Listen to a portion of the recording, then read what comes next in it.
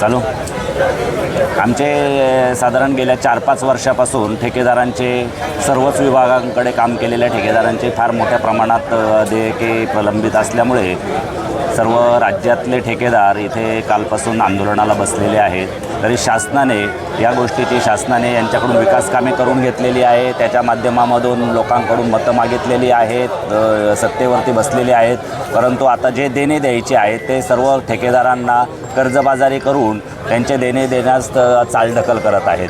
गेल्या 3-4 वर्षापासून थोड्या प्रमाणामध्येच पैसे अदा केले जात आहेत आणि आता तर जवळजवळ तो संख्या एवढी कमी झालेली आहे की पहिले 3 महिन्याने द्यायचे तर आता 6 महिन्याने सुद्धा पैसे देत नाही आहे। त्यामुळे या सर्व ठेकेदारांवरती बेरोजगारीची कुऱ्हाड तर कोसळलेलीच आहे, परंतु ते कर्जबाजारी पण झालेले आहे आणि आता आत्महत्या करण्यास प्रवृत्त झालेले आहे। तरी शासनाने याची लवकरात लवकर दखल घेऊन याच्यावरती मार्ग काढावा आणि त्यांचे बिलं लवकर अदा करावीत अशी मी शासनाला विनंती करतो।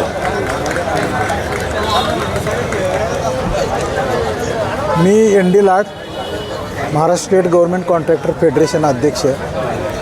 मागील 4 वर्षापासून लहान मोठे मध्यम स्वरूपाचे जे कॉन्ट्रॅक्टर आहेत त्यांची बिलं थकीत आहेत। अशा प्रकारे इतक्या कालावधीसाठी बिलं थकीत होण्याचा काळ बघितला तर पूर्वी इतकी बिलं प्रलंबित राहत नव्हती। त्यामुळे हा दीर्घकाळ बिले प्रलंबित झालेले आहेत आणि शासन दरबारी म्हणा किंवा अधिकारी स्तरावर याची कोणीच गांभीर्यानं दखल घेत नाहीत। अशा स्वरूपामध्ये जिल्ह्यामध्ये सर्व कंत्राटदारांनी आपापल्या परीने आंदोलन केलेले आहेत। त्यामुळं आता आम्ही आझाद मैदानात 18 आणि 19 रोजी मुंबईला महाराष्ट्राच्या राजधानीच्या ठिकाणी आम्ही आलेलो आहोत। वास्तविक कंत्राटदारांनी आंदोलन करावं ही गोष्टच मुळात सरकारच्या दृष्टीने लाजिरवाणी आहे। सरकारमधील मंत्री, मुख्यमंत्री सगळेच का हातबल दिसतात याचं काही कारण आम्हाला समजत नाही। कंत्राटदारांची कामं केलीत आणि बिलं मिळत नाहीत असं आम्ही कधी पाहिलं नाही। थोडाफार महिना, 2 महिने, 3 महिन्याच्या कालावधीत मिळत होते, पण हे आज आमच्याकडे ढुंकून बघायला तयार नाहीत। त्यामुळे नेमकं सरकार दिवाळखोरीत निघालं आहे काय किंवा दिवाळखोरीत निघालं आहे असं म्हणतोय तर मग ते जाहीर का करत नाही, अशा प्रकारचे प्रश्न आमच्या पुढं निर्माण झालेला आहे।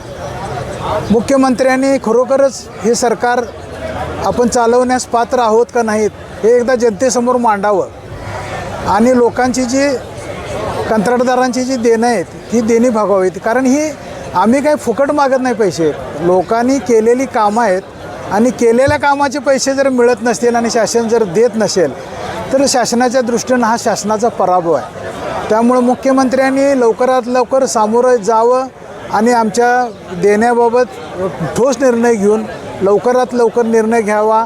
अन्यथा आज आझाद मैदानमध्ये आम्ही आलेलो आहोत। नजीकच्या काळामध्ये आम्ही नागपूरमध्ये त्यांच्या दारासमोर जाऊन आंदोलन करायला कमी करणार नाही आणि मोठ्या संख्येनं आम्ही त्या ठिकाणी जाणार आहोत। त्यामुळं मुख्यमंत्री महोदयांनाच का म्हणतोय मी तर आज ते सर्व आहेत, बाकीचे मंत्री सगळे आमच्या हातात काही नाही, आम्ही काही सांगू शकत नाही असे म्हणतात। त्यामुळं मुख्यमंत्री देवेंद्रजी फडणवीस साहेबांनी यामध्ये गांभीर्याने लक्ष घालावं असं आमची इच्छा आहे आमची।